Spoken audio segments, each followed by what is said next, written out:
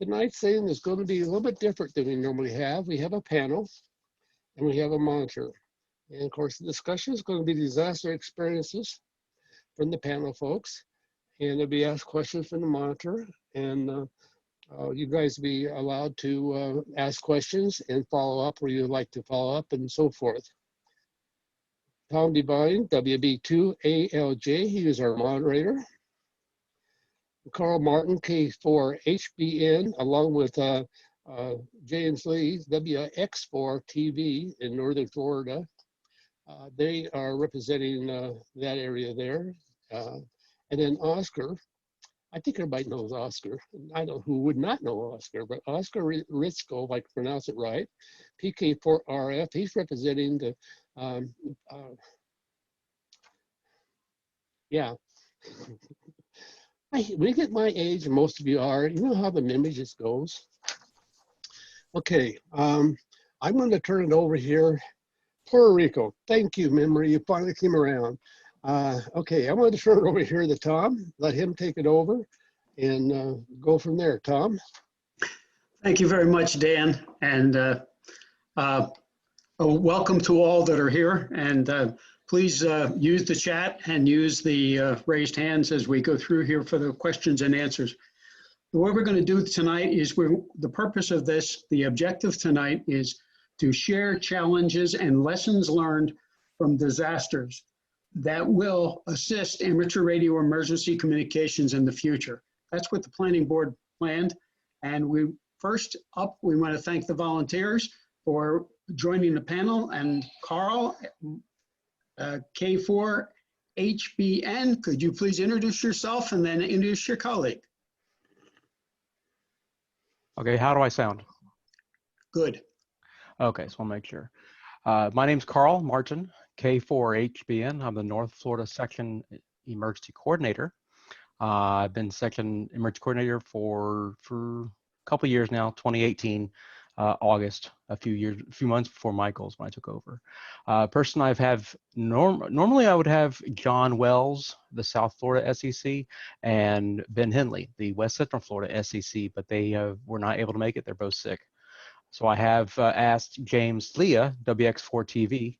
He's the EC for Volusia County here in Northern Florida. James, you say anything? Hey there, everybody. James, WX4TV here in Florida. I hope everybody can hear me. I wasn't thinking I was going to be presenting tonight, but I'm happy to help out. I am the emergency coordinator for Volusia County, Florida. I took over from Carl when he became the section emergency coordinator. And we have the designation of being the county that is 7th most prone to natural disasters in the United States. So 6 more ahead of us. I don't know who they are, but we're number 7. Thank you, gentlemen. Could we also, Oscar, introduce yourself? Hello, everybody. Many of you already know me. My name is Oscar, last name Resto. PT4 Radio Fox. I was section manager until September 30, and I was really involved during the relief operation and emergency communication during Hurricane Maria and also the earthquake. But we will focus on Hurricane Maria. And thank you, everybody, to be with us tonight. Okay, thank you all. Now, what our plan tonight is to take and have a panel. We're going to have Carl and James go over their lessons learned and challenges they had and lessons learned for about 15-20 minutes or target, and then we're going to switch over to Oscar. So then we're going to open it up to questions and answers from the audience. You can raise your hand electronically, or you can write the questions into chat, as Dan said to before. Okay, Carl and James, go right ahead.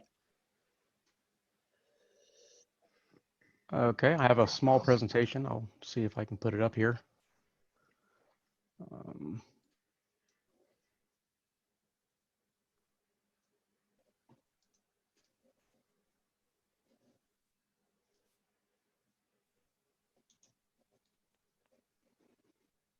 Okay, can you see that? The PowerPoint is showing.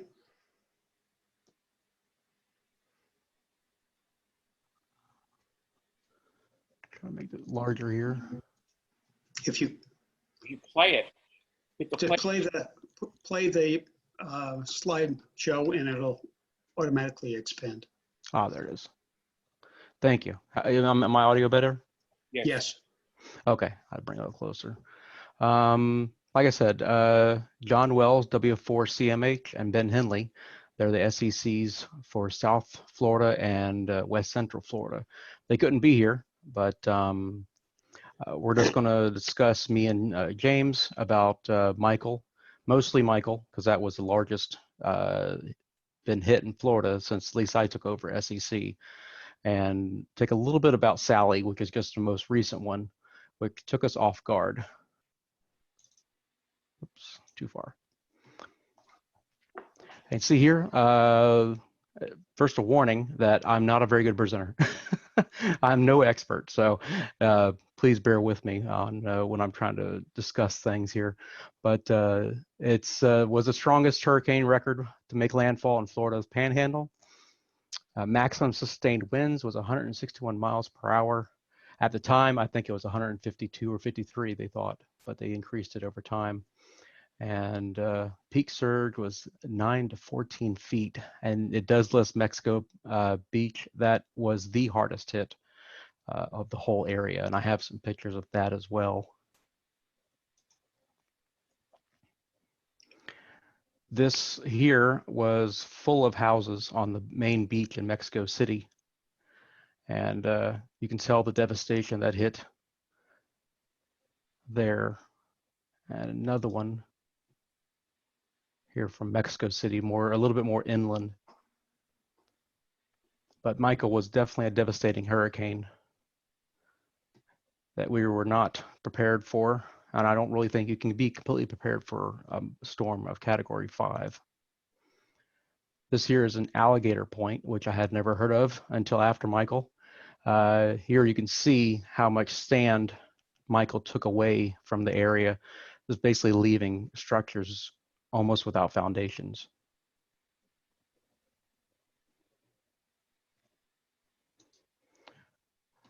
Lessons learned. I didn't cover all of them here, but I have an after action report on the Northern Florida area's website, so you can go there and take a look at it later.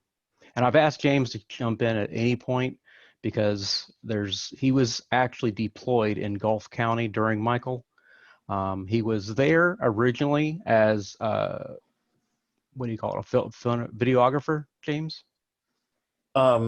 Yeah, Carl's pretty much as a storm chaser slash videographer, which has been my career since 1992 with Hurricane Andrew. Yep, he volunteered. He was up there working, and he put down his camera just to help out people, and I was very, very happy he could do that. But the real big issues we've had, and we worked on afterwards, one was rumor control.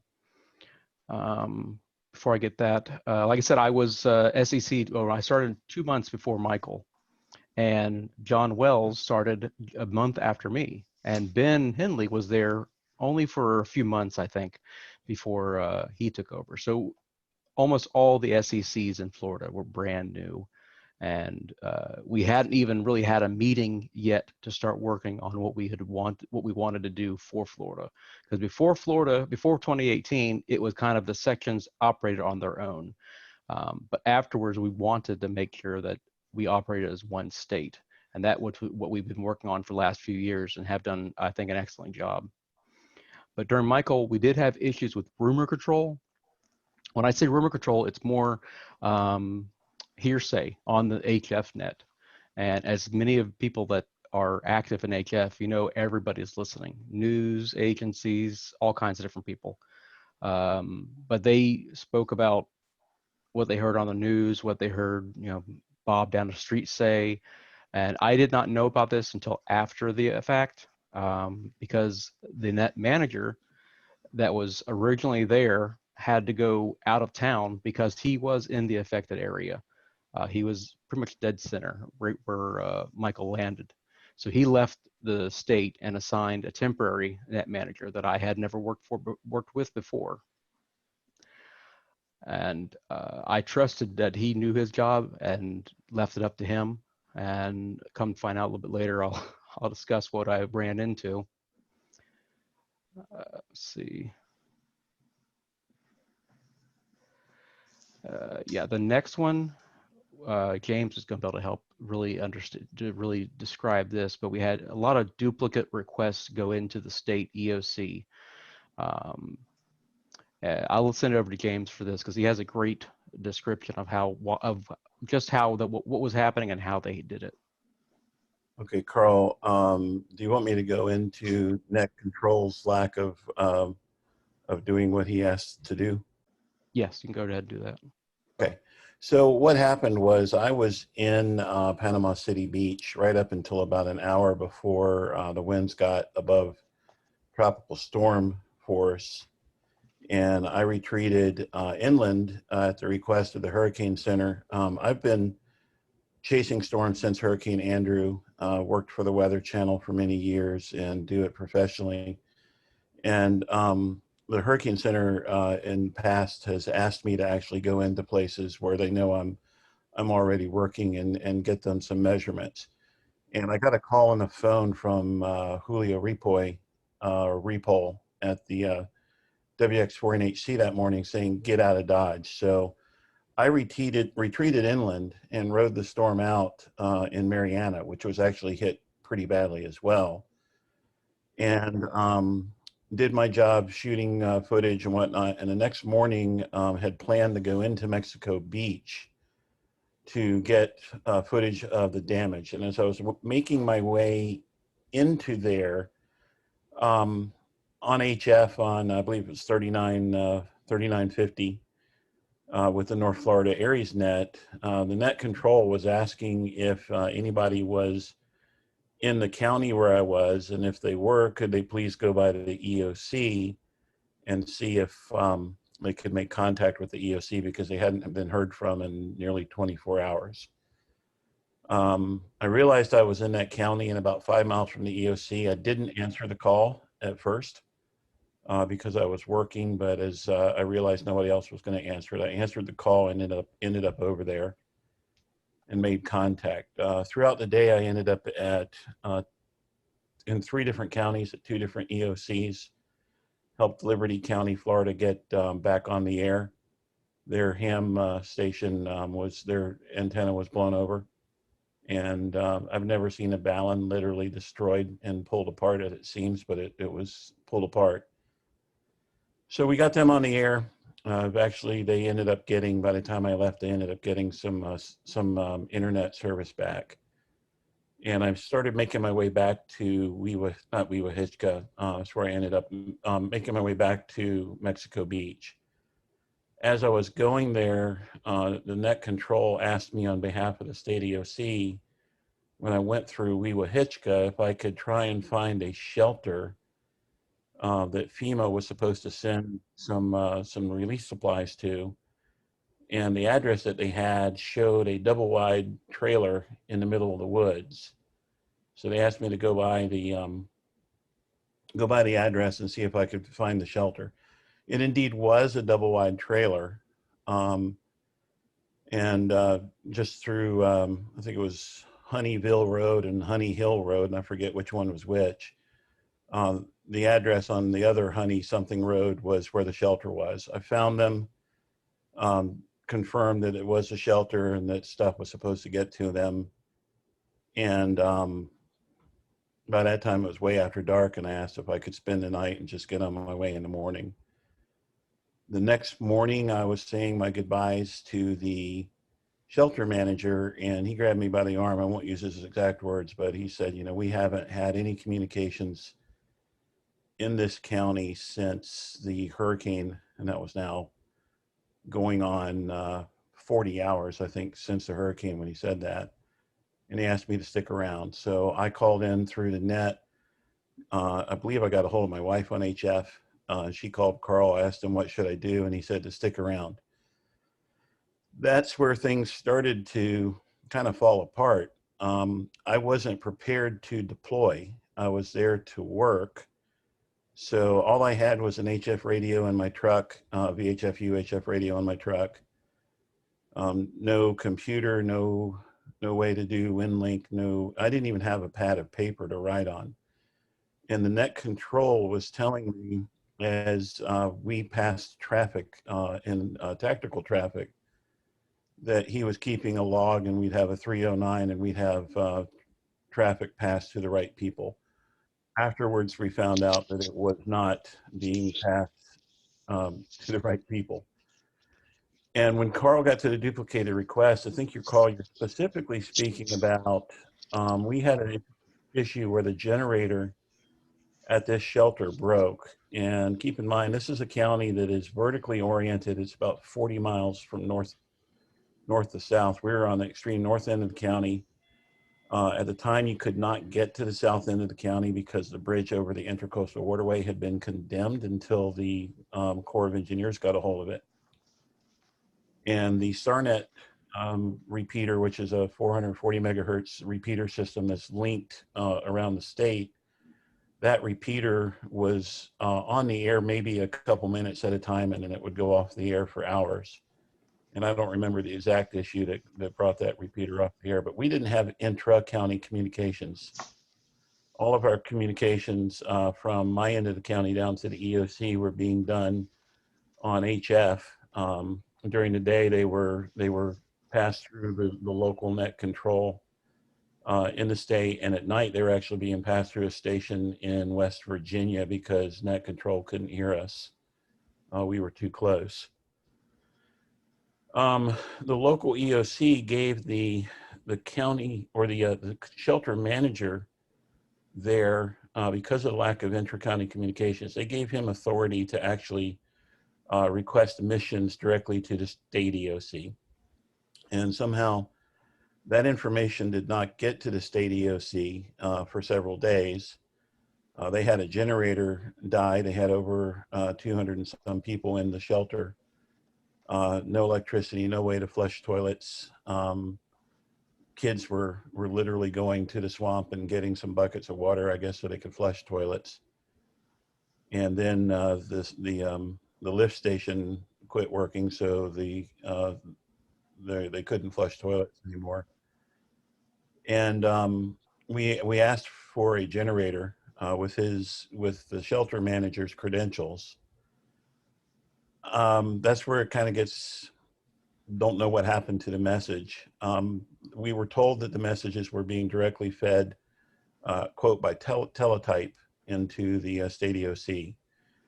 Apparently when they did get a message, they didn't recognize this guy's name and credentials as being somebody who could actually order missions. And when the next day we called and said, hey, what's the, do we have a mission number? What's the deal with the generator? When's it coming? Apparently that was repeated back to the state EOC. And at one point we ended up with 3 generators on our way, 3 30 kilowatt generators on the way to this shelter. When they finally figured out this guy was actually allowed to order stuff, but it wasn't passed into the state EOC with the proper channels. We could have changed that had I had some WinLink capabilities, or if we had a way to actually talk to the local EOC.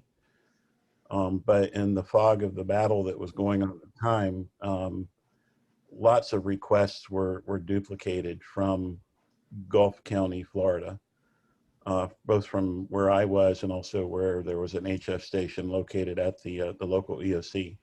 Carl, is there anything else that I'm missing or that you want to add to that?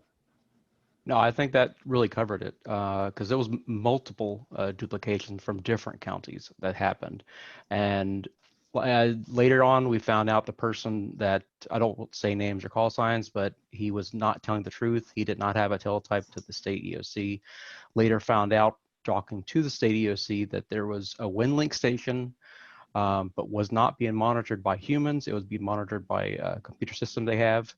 And there was operators on VHF voice, but they had not gotten too many messages from the net. So it was not just one person, but there was a lot of failures we found out that happened.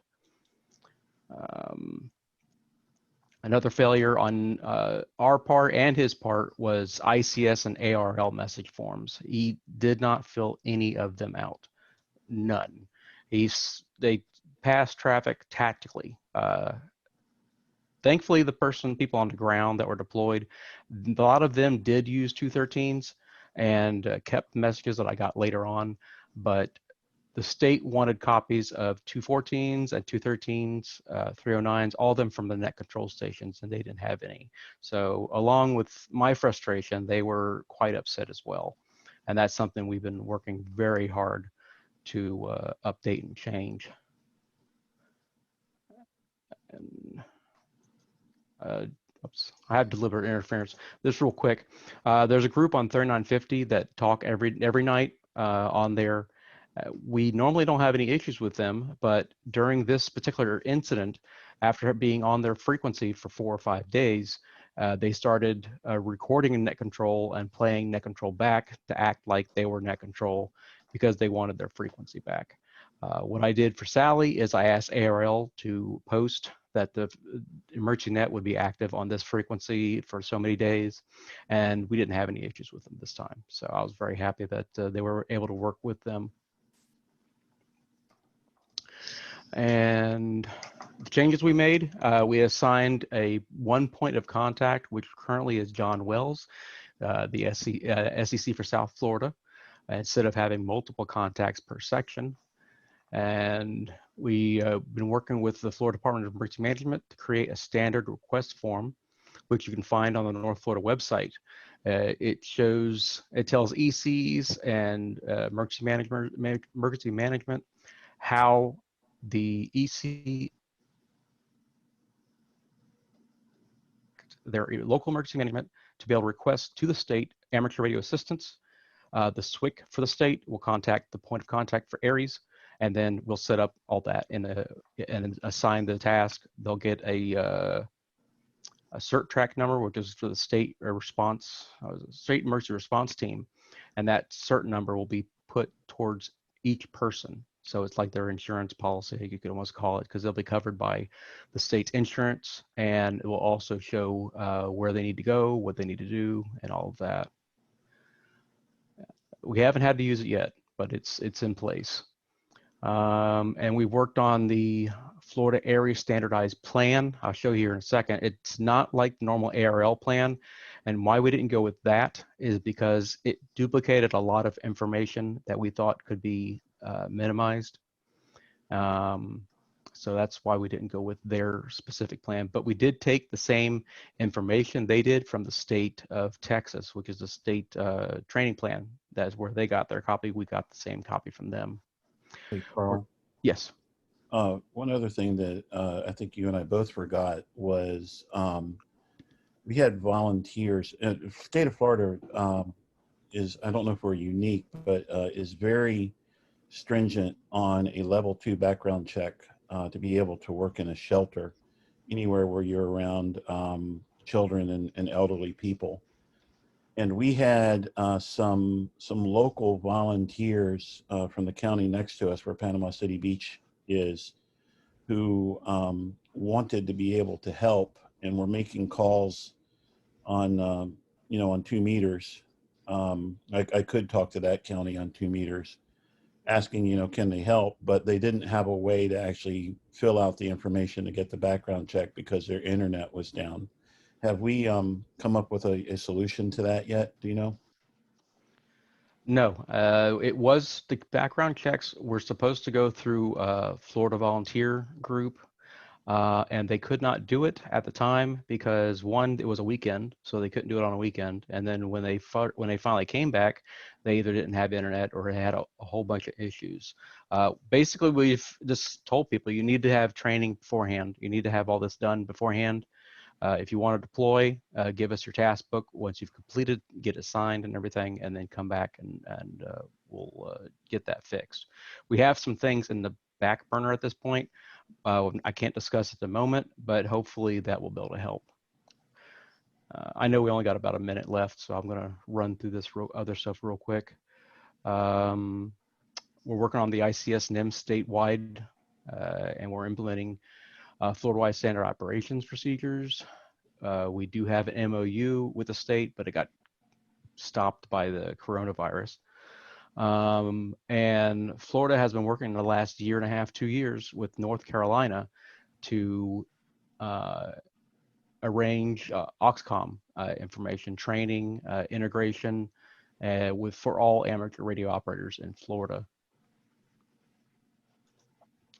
This is the task book we went with. All the classes are on here, and then you got your areas level 1, 2, and 3. And if the person, the specific county wants extra training, they have their own sections they can fill out over here on the right. Hurricane Sally, of course. This is the most recent. This is called the 3 Mile Bridge. I don't know the exact name, but the barge broke loose. It was supposed to be tight, but it was not. So I think a couple miles up the road or up the way there is where it came from, and you can see the damage that it caused. That was one of many different incidents that happened. And the lessons are very simple. The SRNet was very helpful during that time.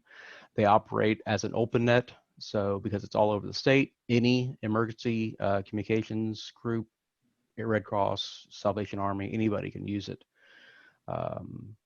And we had some confusion on HFNet because of a previously scheduled training, but we're working on that. And last is we are working extremely closely now with the section traffic manager and the NCSs on the HFNet to integrate more NTS and working them in with Aries, so we all work together, and the nets, the HF nets, us, we all work closely together, and we're all still working on that at this time. But it's all I can think of at this point. You want to throw anything else, James, real quick?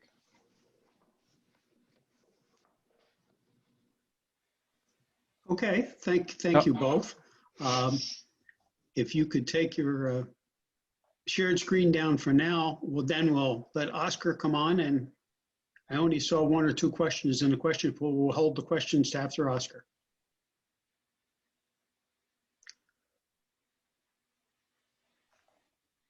Thank you. Thank you.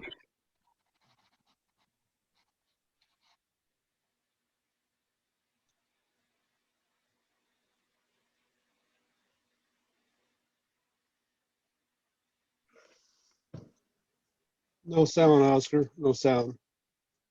You can unmute. Good evening, everyone. So this is actually our experience during Hurricane Maria on September 2017. And we also had threat with us from Virgin Islands, and we were impacted. Both of the islands were impacted by Hurricane Irma and Maria. So I'm sure that threat can say many things as well. So I want to make it short. On September 20, 2017, Hurricane Maria impacted Puerto Rico which winds of 165 miles per hour, crossing the island all the way from the southeast to the northwest. So that actually struck the island very, very hard. And the hurricane, when it exited Puerto Rico, still was a hurricane category 2. We have more than 60 direct fatalities and 700 indirect fatalities, and somehow by May 2018, there were over 3,000. And the whole setup of business and communication, and it was a total mess. We lost about 60,000 electrical poles. Most of the cell sites, they were gone. Government stations and TV stations, they were gone. Only 1 TV station and 1 radio AM station was operational for a month. So, hold on 1 second. So I want to go directly one right.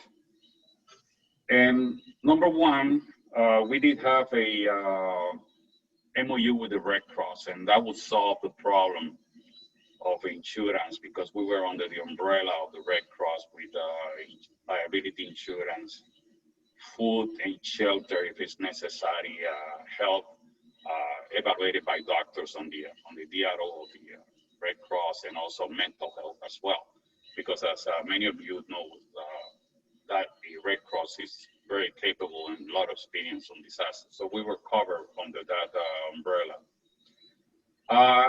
We started giving communications, emergency communication for kind of reunification, but actually making incident maps and things like that, because it took many of us about 3 days to get out of our home by itself. And this is a much longer presentation, but I don't want to go into details.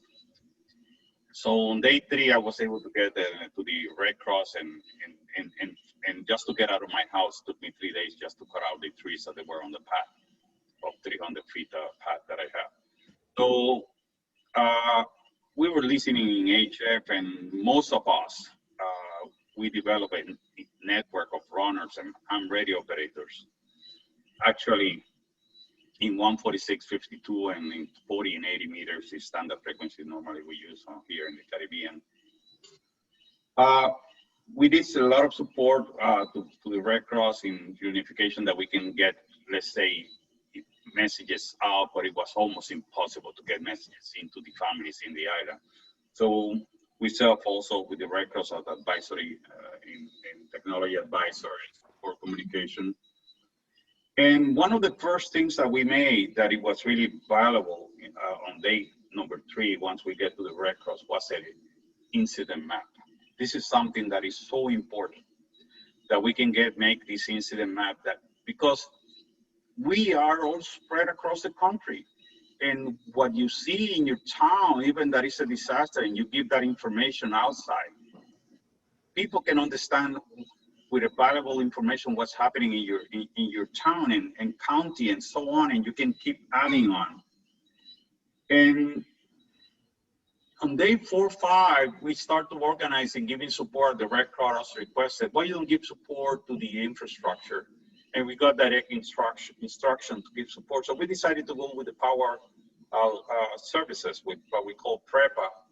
And the power service have about 23 technical plazas that they have diesel, they have power generators. So we were sending the local hams to these plazas, and we were getting information back, and good information, that it did allow us to make actually an incident map from the block roads, the disaster. So we knew that the whole island was a real mess.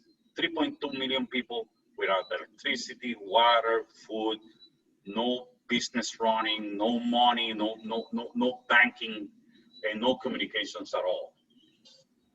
So we created this map, and you can see the roads in blue that they were closed, the roads that they were blocked, and we have runners all across in this triangle, magenta and yellow, from this technical plaza, that the hams can go there, being a safe place, because these hams, I don't want to send an operator from someone to Mayagüez. We have enough hams spread across the island.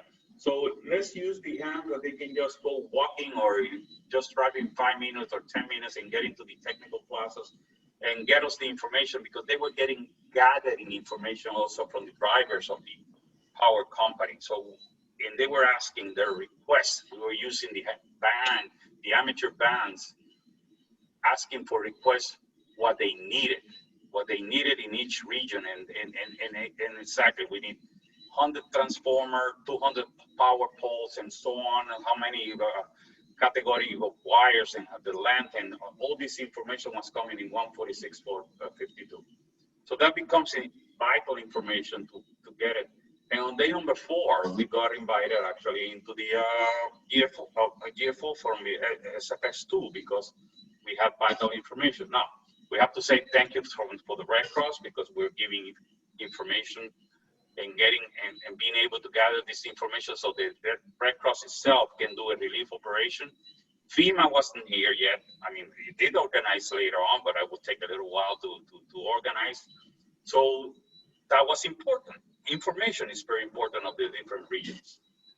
We got support from the Power Authority, to bring coax and to get it into the hotels and the building that we were having this emergency station, just because they needed about 500 feet length of coax, of good coax quality, so we were able to put our antennas on the different places.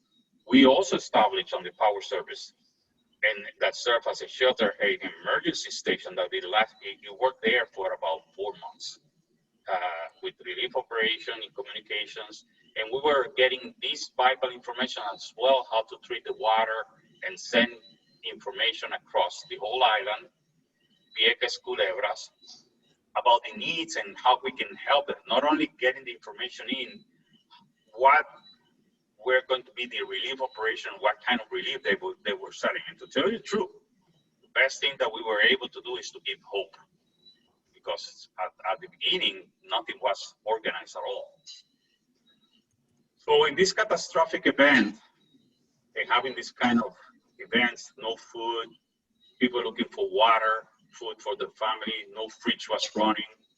The lines of looking for fuel, because remember, we just changed all this energy generated by the power companies to power generators. So that was burning all the gasoline available on the island. So people have to make lines of 6 to 12 hours just to get 5 gallons of gasoline. So you can imagine what kind of such an important work that we needed to do. So we have to say thank you to the ARRL, and we ask for help. And the ARRL, they did a great job by actually deploying the force of 50 that it became 23 operators and a few from the Red Cross that moved into us and help us. So we asked for an email in one of the few places that we have some little internet to send this email. So from the ARRL, we got the support kit, wonderful radio. I mean, with the modem, with what we have been training in this section with WinLink, and able to deploy into the different areas, something mobile and it can be safe and move around.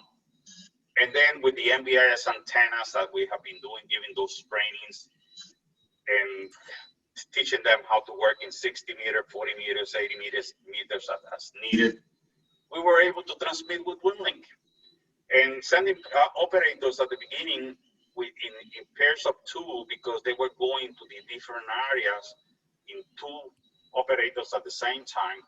And you can read emails on the way they were, what they found on the road getting to Maya West and Yauco. We learned that this is a vital media, how to transfer this information. There was a question on the forum, on the chat, that is if we use any digital modes of DMR or Fusion or D-Star. Sir, no repeaters were on the air, no power for the repeaters. So all this infrastructure of internet is gone. So we were using 146.52, what we call simplex, and WinLink in 40 and 80 meters. So we give a relief operation, and the people from the Force of 50, that the ARRL, the Red Cross, they send it to support the relief operation after the Hurricane Maria. We established at the GFO, because the Red Cross had a map, and they say, how you got a map? I mean, how you got an incident map? How you know what's happening in Maya? How you know what is happening in San Juan or Fajardo or Ponce or Vieques? And say, oh, this is because of the ham operator. They were reporting what was going on. And this is, again, so important. So we got this station allowed to work with hand-to-hand with the EFS2. And then we established Kilo 1 Mike and Whiskey 1 Mike. Kilo 1 Mike was actually at the DRO of the Red Cross, and Whiskey 1 Mike was also at the GFO. And then we have as well the Monacello control that we were supporting the power infrastructure. And we were getting all this information, but the whole information was channeled to these main 2 stations. So we didn't want to make dupes, so we were very careful due to the fact that the operators were trained and know how to fill up the ICS form and also the Red Cross form. So this is an example of the DRO station with all the support equipment from the Red Cross and the ARRL. And also we were being invited to, and we have here Mike Curry, we were invited to the EFS2 meeting every day at 9 a.m. and we were able to listen what were the needs. So this is very important. We need to listen what are the needs of the agency and support those agencies and vital information. And one of the biggest problems was to support hospitals. This is the station at the GFO with all the WinLink and VHF, UHF, and HF communications. This is the station at the end with at the Monasillo, our authority system, talking to the hams, to the runners. And this is also important. You have to get information, but at the same time, you have to get the information what's happening and what is the support being given to them. Because again, no radio station, no TV stations running. They didn't have power to run their own antennas, even the antennas of the houses that were gone. So we make a deal with the fire department, with the fire shift. And we were able to send one operator to each firehouse. And that is vital. You get shelter, you get food, you get firemen that know how to raise antennas because the operator is in a safe place. And the firemen, they know everything across the region. They said they can go to the mayor, to the hospital. They are trustful people.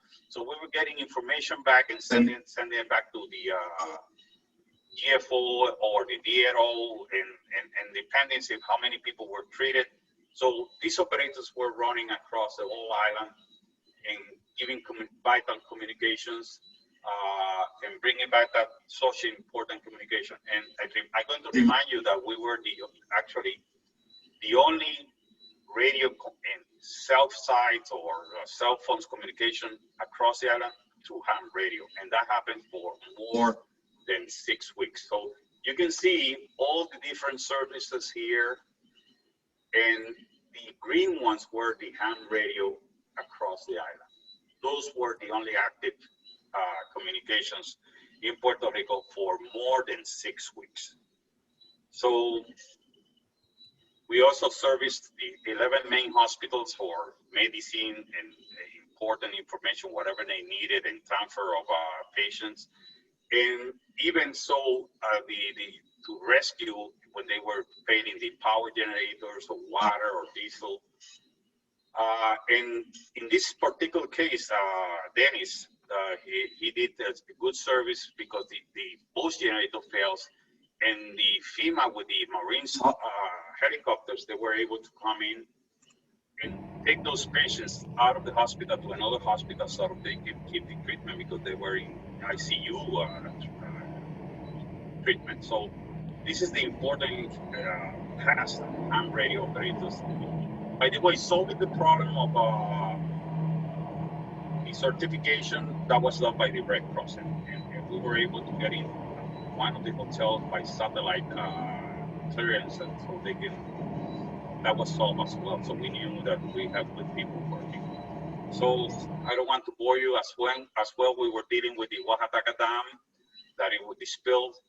The concrete spill was broken. And this is a Spanish dam that is from earth, it's not concrete. And Marine helicopters were dropping blocks of concrete with Andy was in charge, and they were actually bombarding the dam. This is the spillway broken, and you can see this wall is being eroded, and if it goes away, the whole water will impact about 60,000 houses. And that would create a big problem. And again, from the force of 50, the dam was actually giving the instructions to the helicopters by HF how to drop the sandbags and concrete. So that's what I have up to now. So back to you, my friend. Oscar, thank you very much. Let's open it up to questions. I've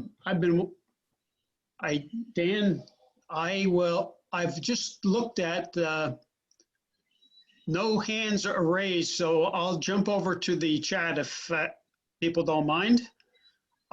Looking at the start of the chat, one of the first questions that came up was the question, did either event as described, and there was more than one, did either of them use digital radios? If so, which kind? Oscar, that you're to? on the screen, so why don't you go first? Okay, the only digital mode that we were able to use was the WinLink. And that is very important because the operators have nothing to introduce a errors factor.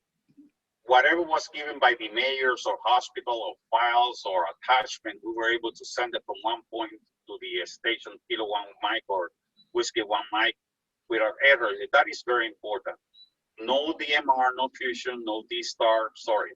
Those things, as they get so complex, and they didn't survive the catastrophe of the interoperability of having no internet. Thank you, Oscar. How about in Florida? We have digital VHF, UHF, all kinds over Florida. Northern Florida Panhandle is into D-Star. The Southern Florida is in a DMR. Yazoo is kind of spotty everywhere.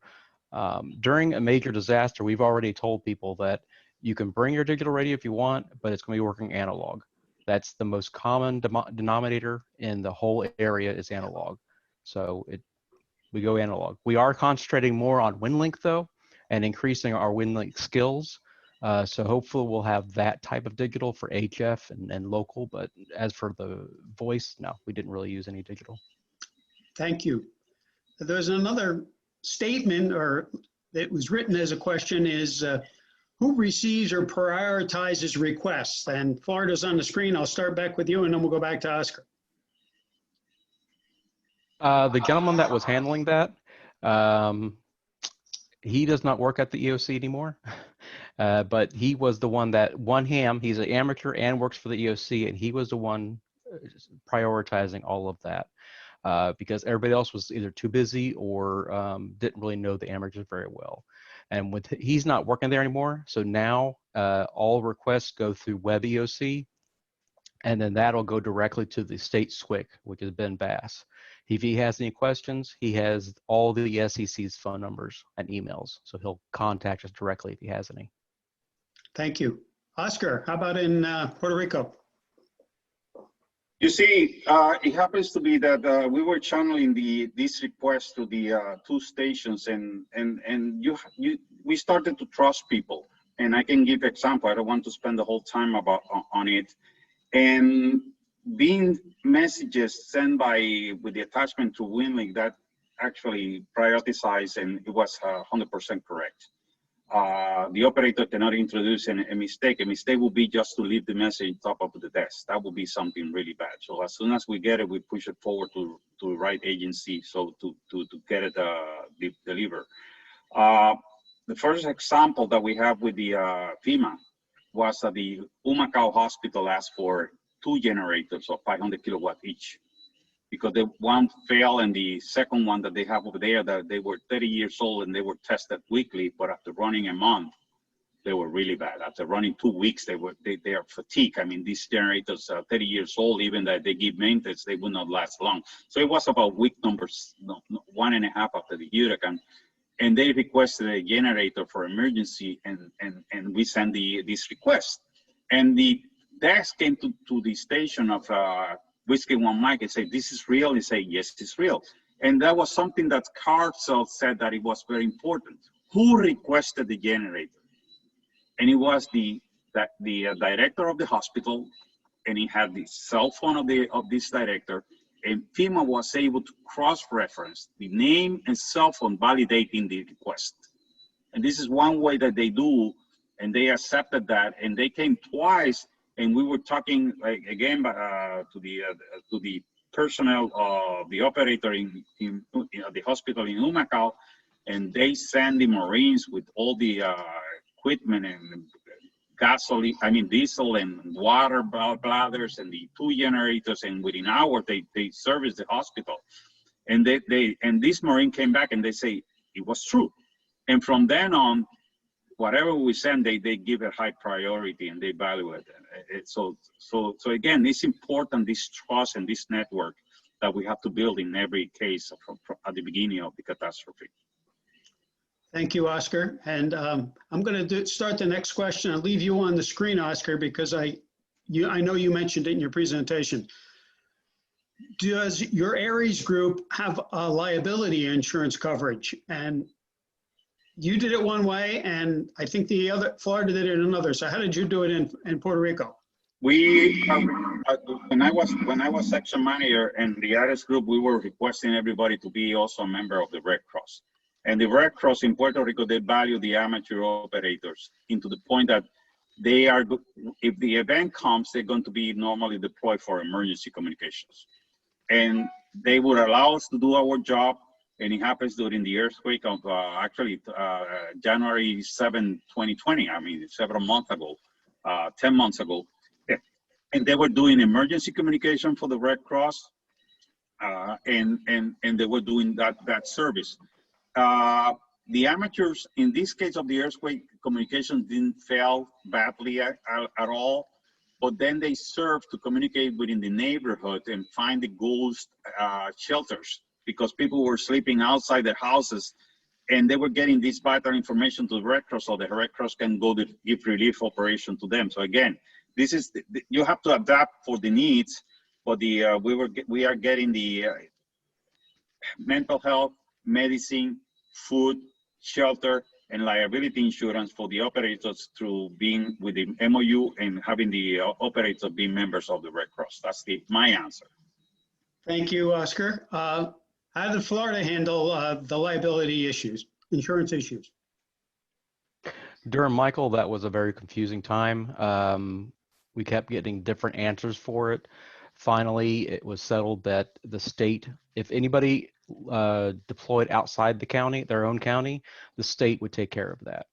And that was finalized after Michael.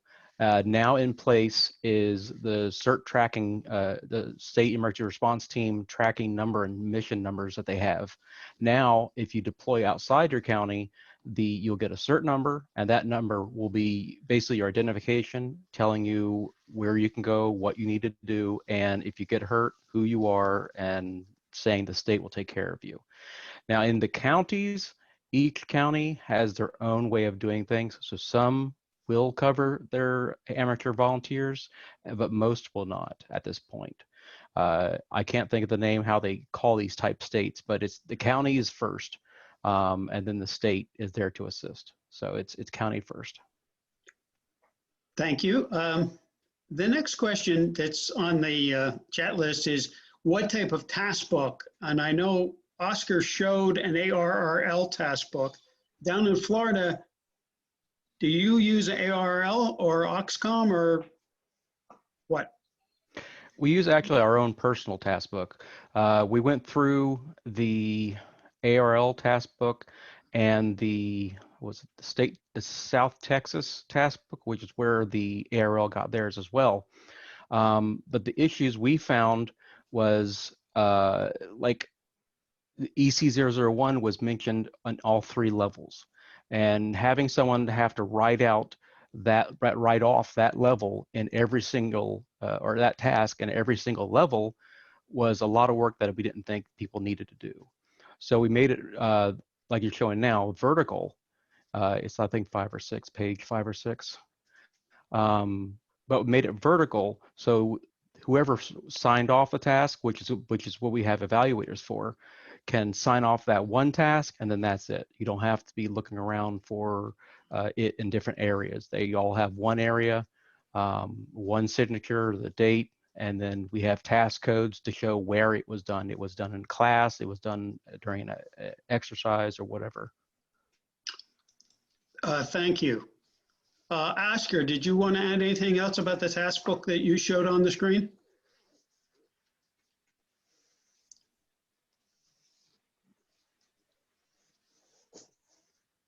You're still muted. Yeah, and the Florida is on the screen too, so. Let me go ahead and stop. Okay, so this is what we're doing in this section on Thursday, training the skills in small building blocks. And this is one of the things that we have to address as well across the nation, and train the operators and whoever is capable, actually whoever survived into an event, and being with enough training that he can serve the citizens, because we're serving the human beings and citizens of the region that we live. So we have to work more on this. definitely. Thank you, Oscar. I'm working down the questions, and some of them are statements that will appear. Was APRS used at all in any situations for providing? No. How about in Florida? APRS used? No, we have very little access, like local access to APRS, so we don't really use it now. Thank you. There is one hand up. Okay. Do you want to go to that person? I'm still going through chat. So one comment on it. I have an APRS on my car that once I turn my VHF on, the APRS is on. It's an FT400, and for 6 months I was the only one on the island that you can track. So even though the DigiPeter said they were able to come back, they were very little use, unfortunately. Okay, the question, Harvey KV4LY, could you ask your question, please?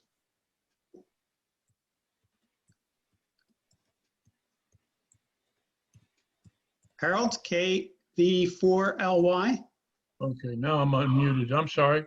ahead. It's not so much a question as the question was asked if we'd use digital.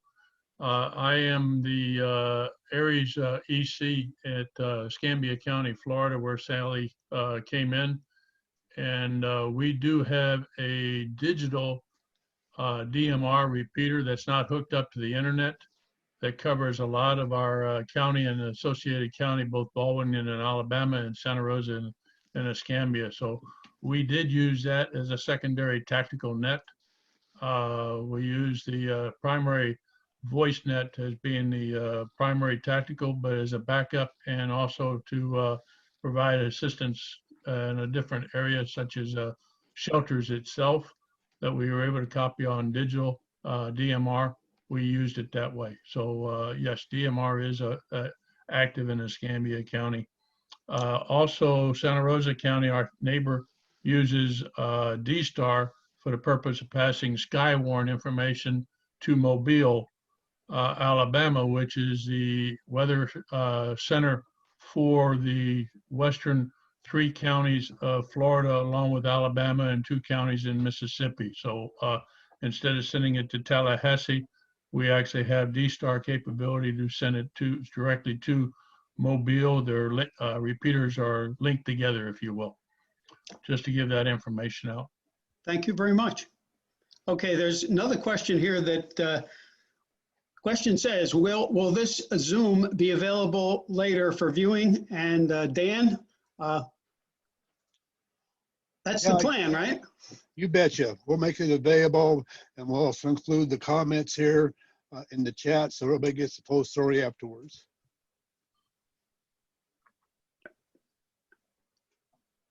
Did you hear me okay, Tom? Yes, I did. I'm still going through here. Okay, I'm sorry. I've got a question for Puerto Rico. Is the Puerto Rico State Guard integrated with the communications efforts? Yes, they did. I understand that they were having, let me remember the name of the radios, and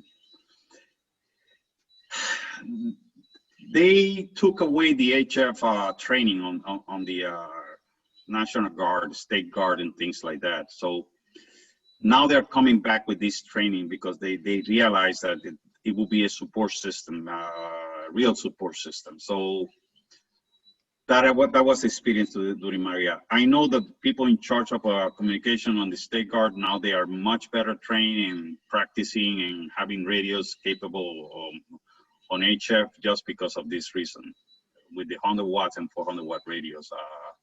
I mean, until you really get into the difficulties that cell phone fails, because people realize and they get used that cell phone always will work until you get into this situation. Then you have to come back with second plan B and plan C to survive. Thank you, Oscar. That question came up a couple times. Okay.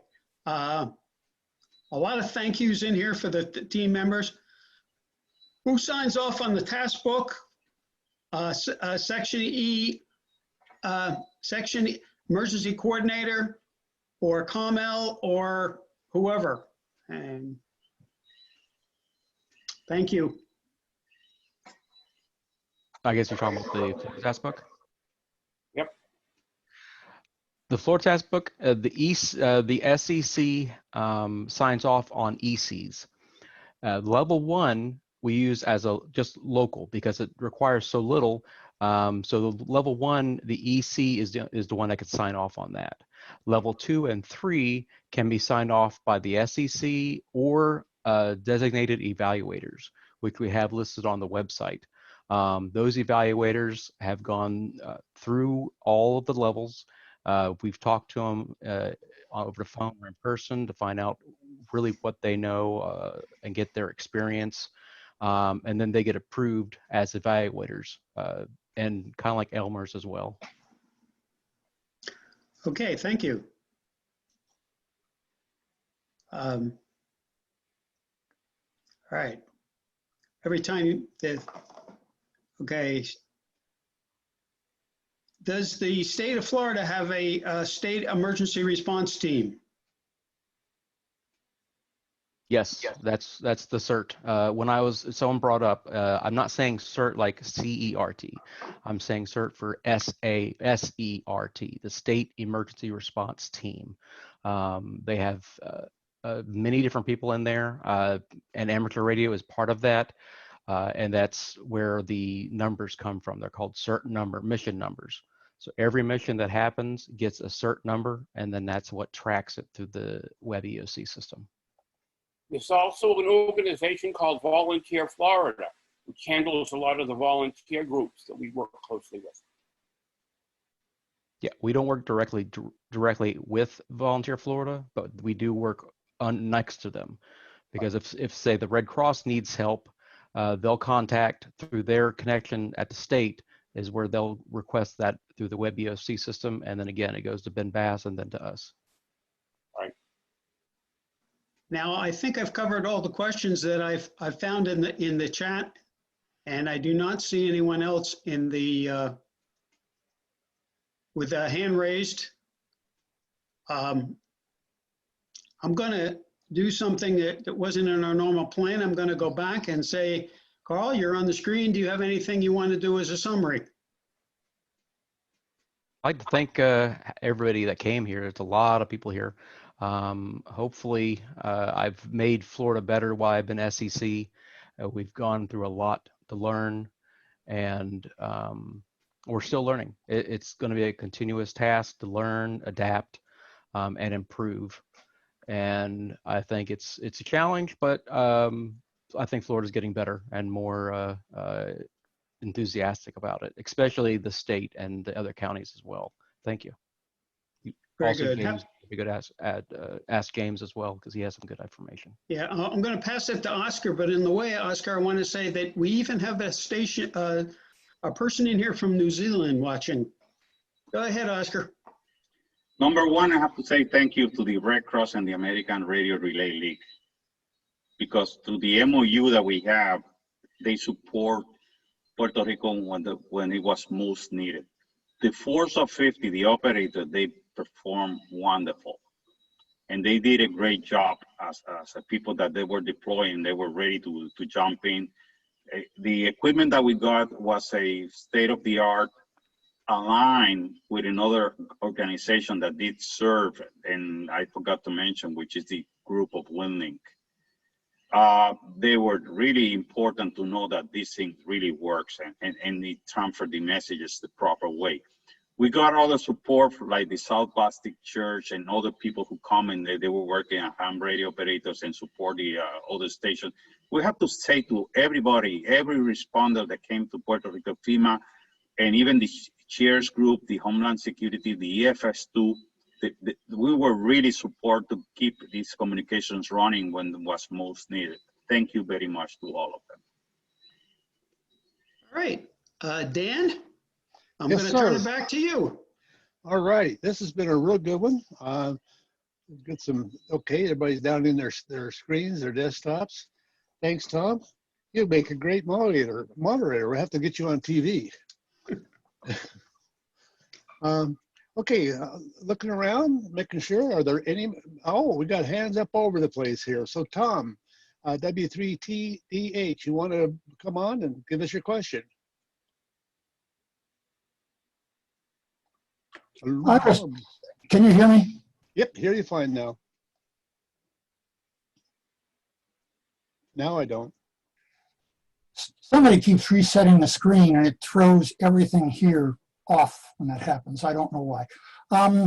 I was there in the mid-70s when FireScope was first coming in to play in California, and that's the origin of the incident management system. The state was overwhelmed with fire. At one point, we had 800 fires in the state, and 300 and something of them were unstaffed. That means there wasn't one firefighter on those 300 and something fires. And as a result of that, CAL FIRE and the U.S. Forest Service and the Bureau of Land Management and the Bureau of Indian Affairs and more people than you have time to have me name got together and said, we've got to manage this better. We've got BLM engines running clean across the state to work BLM fires when we have a Forest Service engine only 101 miles away, and that doesn't make any sense at all. So FireScope came into being within California to manage all of that. But that focuses on position task books. That's when they first started to develop those. And the one that Florida has come up with is brilliant. It's right in line with the way position task books are supposed to be used. There are no checklists in a position task book. It is not a training plan. Training plans are developed out of position task books, but you don't put them in the position task book. All that's in a PTB is what the applicant needs to qualify so that the evaluator can concentrate exclusively on that. A training plan is another document altogether. And a position task book arises out of a position identification and analysis project. You can't put a group of people down in a room, no matter how many times they've done a job, and start them on a position task book. They have to start with a mutually agreed analysis of the task. They assign a name to it, common to all agencies. Right now, we're calling people according to the task book, emergency communicators. Well, you try asking the Salvation Army, I have, what that means. And their expectations don't have a lot to do with an emergency radio operator whose skills are emergency radio. They think we can come in and set up a wired network. So, you know, it's just not a good way to do that sort of document is to sort of, forgive me if any of you were involved, all right? I'm not trying to bash people, but it's a kind of Frankenstein document. It's made from parts of many different processes that should be isolated one from the other and work in progression until you get the document out that you actually need to evaluate operators. That's what I have for you. All right. Well, thank you very much. I'm going to turn it over now to New Zealand there. ZL2 UCK. Steve, take it away. Yeah, Zulu Lima 2 Uniform Charlie X-Ray. Yeah, just since Tom pointed me out, just going to comment that I was in Dominica after Maria as part of the International Red Cross response.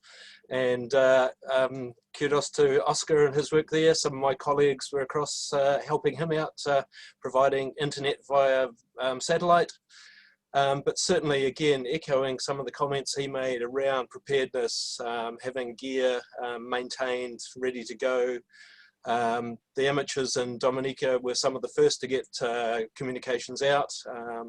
However, they had their own problems. The tower at their club rooms had come down in the storms. The local Red Cross, they had been looted. Their radio equipment had been flooded and antennas brought down. But again, they had suffered from a lack of training, practice, and maintenance. So again, wherever amateurs are around the Caribbean, if they can help out by providing some extra assistance and expertise before the event so that some of these other organizations can be well prepared would be great. All right. Thank you, Steve. Appreciate that. Good comments. You know, Dan, Dominica is typically one of the first islands on the Virgin Islands who get hit by every hurricane that goes through. So my heart is with them, and I mean, there are several islands over there that really get hit all the time. All right. Yeah, after Maria, Dominica was completely flattened, the whole island. It was very bad. All right, Gordon, you want to come on with your question? Yes, I don't know a lot about these conditions. I'm still learning a lot, and I'm wondering about the techniques that the authorities would like to have available to them to get information out to the public right around their little town or village. Barry Porter is suggesting that a bulletin board with cards on it is the best way to get news out. But I wondered, would it be possible for ham radio operators to have SDAs and put out AM on 1.6 megahertz at the bottom of the 160 meter band and have a daily bulletin from the authorities to the public? I don't know if that would help or not. In the case of Puerto Rico, it did. We were getting the bulletins from the Red Cross, we were requested to make it publicly, and we were running in 146.52 trucking across the whole island and taking those bulletins out. We have leptopterosis, we have viral pneumonia, and we were training people to treat the water on the air, how to filter it, how to clean the kitchen with a little bit of few ounces of millimeters of chlorine. We just, bleach, common bleach, so to serve the purpose just to sanitize their houses, so just not to get dirty at all. And to be aware that they have to take bath very often, because, you will get sick just because everything is settled to get all kind of infection of virus, fungus. And those were important. Also, we were able from the Red Cross to advertise, or actually send the information where they're going to be serving for the relief operation ahead of time for the different, and also to have operators for the Red Cross to get in contact when they were going to a new town that there was no communication, so they know who to contact on those towns. So it's a two-way communication, and this is important that we were able to do. Okay, that sounds good. Any more on that? Here in Florida, I have a question for Oscar, if you will.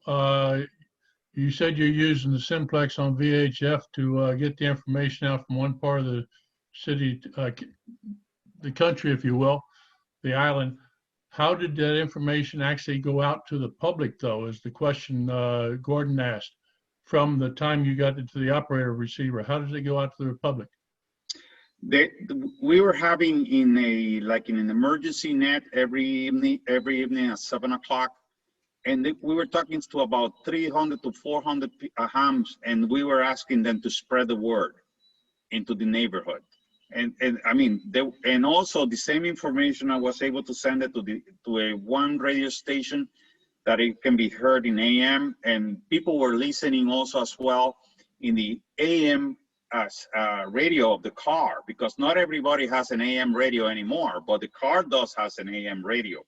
And and by having the right contact, getting these bulletins for safety and be prepared, that it was also read several times a day on the different radio stations. And as they come up, they were also being sent, because they in 1 month, 2 months, there were other stations already on the air.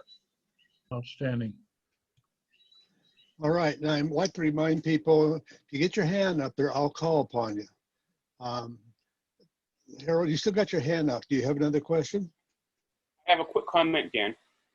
The importance of solar power. Everybody should learn how to use solar power, because sometimes you're not going to get electricity for 3 or 4 days. And I know someone commented about that in the chat. And solar power can be a lifesaver to keep your radios and other equipment alive in a situation like this. And that's all. All right. Thank you, Barry. In case you don't know, Barry is the section manager down there in Florida, and that's why he has this wonderful information. It goes right through him, and he catches it. Okay, Larry, KI6BKP, I guess it is. Could you take it away? Yes, sir. Just an observation more than anything else, something to think about. I'm out here in the high desert area of Los Angeles County. And we have a number of issues. One of them is talking to the city of Los Angeles because we have a granite attenuator between us and them. We find WinLink to be an excellent tool. But another thing I've noticed too, and we've had this problem here, I don't know if other people have had it, but just a matter of semantics. To give you an example, the word secure. You tell the Air Force to go out and secure a building, they'll go out and buy it. You tell the Army to go out and secure the building, or the Navy to go out and secure the building, they'll go out and put a padlock on it. You tell the Army they're going to send a platoon of troops to guard it. You get the Marines, they'll get an APC, 2 Cobras, a couple of Hueys, and 2 companies and attack it.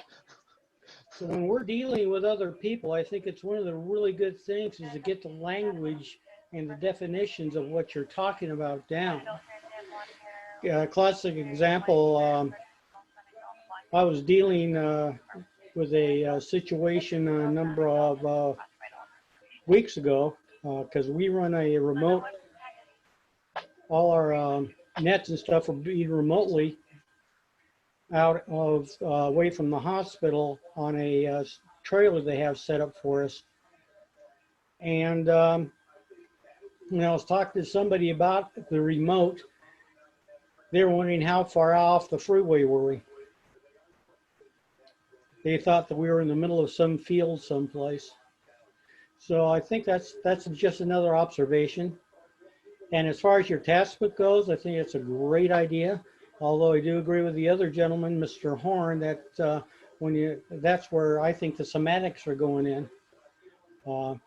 I would rename it for one thing as a qual book or something else, because when you give somebody a task, that's a job for them to do. In other words, I'm giving you the task to handle WinLink traffic, etc. Like I said, these are observations. I hope they helped. Very good. Very interesting there. Anybody else got any comments on that? Okay, hearing none, let's grab Doug here, W4DBL. Yeah, good evening. This one's for Oscar, Dan. Oscar, it's been a couple of years since you guys got whacked with the big storm. Where do you stand now? If it happened again tomorrow, and realizing Puerto Rico really has not completely recovered and probably won't for another year or two. If you had the same thing happen again today, just kind of your perspective on where things are now compared to where you were when it happened last time.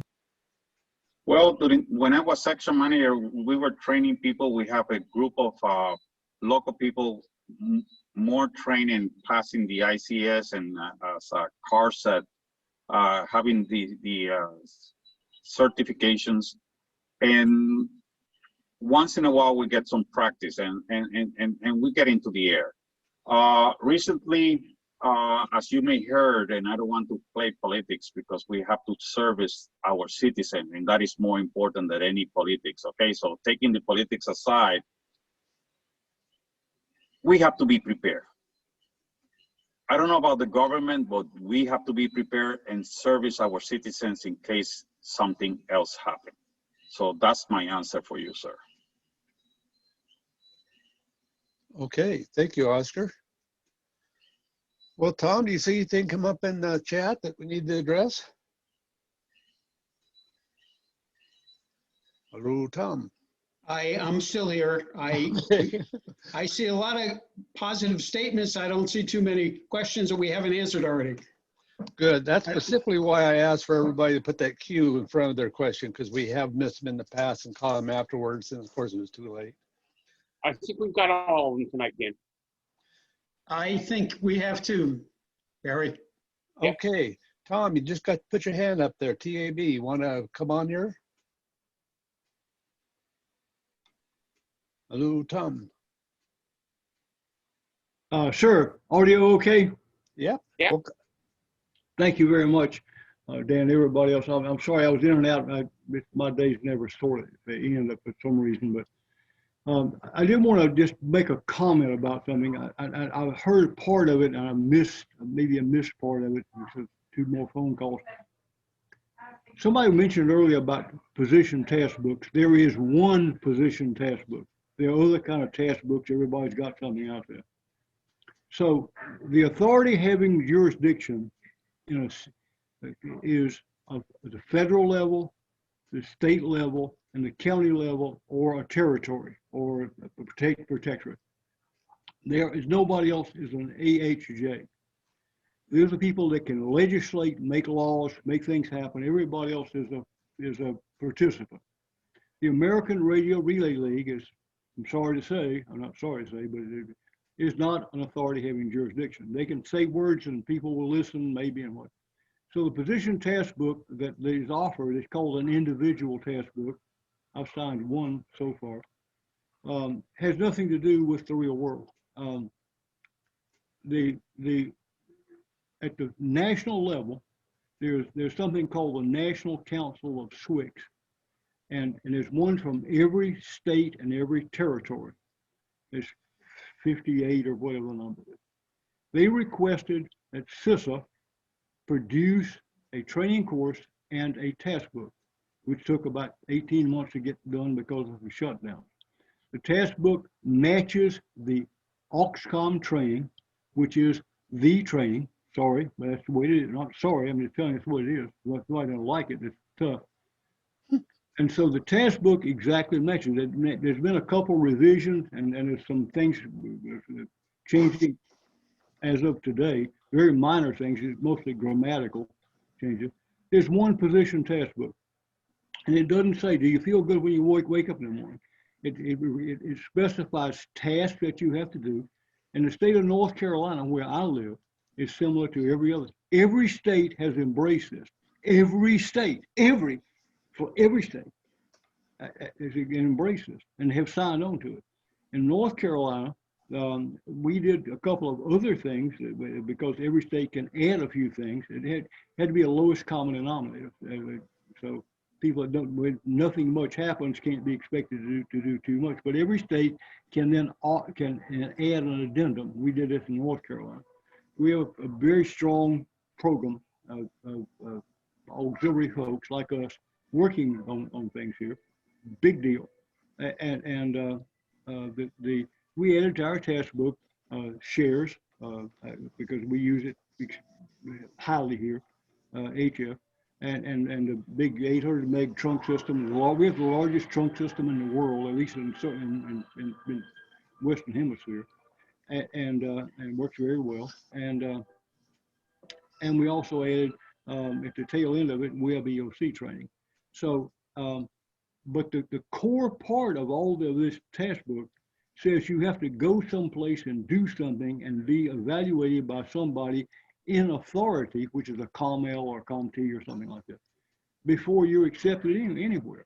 And so I was thankful to, I talked a little bit in the beginning from Carl Martin in Florida, who's a good guy. He said that we're working with North Carolina. Yes, Florida is working with North Carolina and vice versa. We sent them all the documents we have up here, and I don't know what they're adopting or doing down there. There's a whole bunch of changes taking place. It's taking place across the nation. So it's not like it was in 1985 or 95. Things have changed. And there's some very stringent requirements that are imposed upon all of us to get done. And there's not going to be anything else accepted. I think a lot of people, and hopefully not, a lot of people are going to be disappointed like a year from now when they find out that what they thought was going on from some national organization that is not an AHJ, tell them it was okay. You find out at the state level or the county level, whoever you're working with, that's not okay. And I'm not beating up on the league. I'm just simply saying that is the truth.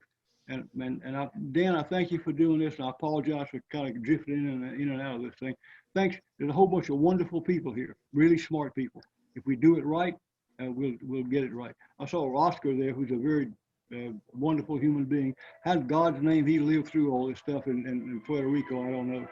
But thanks everybody for listening to me. I really appreciate it. And I'm going to mute at this point in time. Thanks, 73. All right. Well, thanks, Tom. I appreciate the comments. You know, I might make a comment at this point before we start wrapping this up. I look at the screen here. We now got down to 70 folks, but it didn't matter when we were up to 103, wherever we were up to, at there. I look around and I see, including myself, a lot of people up in age. What we have to do is not only take care of the matters we have now, but jobs that you guys have learned and learned well and you're very expertise at, but you got to start passing this expertise down the hill to the younger folks. You have to get your replacements coming along. You have to get them. And if you don't have them, we're in trouble, folks. We got a lot of talent out there right now, a lot of experience, a lot of education, but we need some follow-up coming or we got problems. So that's just something that my comments on this. Okay, is there anybody else here that would like to make a comment or whatever? And seeing none, unless I have a last minute objection, I'm going to close the session. And yes, I will be sending in a copy of this this video out along with the chats and all that. Thank you, everybody. Yes, yes, Barry, well said. Thank you, everybody. And to the 73 moderator- to all, and thank you to all.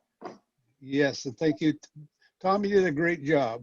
I'm sure we got a job for you there somewhere in national TV. No, thank you. All right. 73s. Thank you, Dan, for having us. Thank you for coming. Thank you all.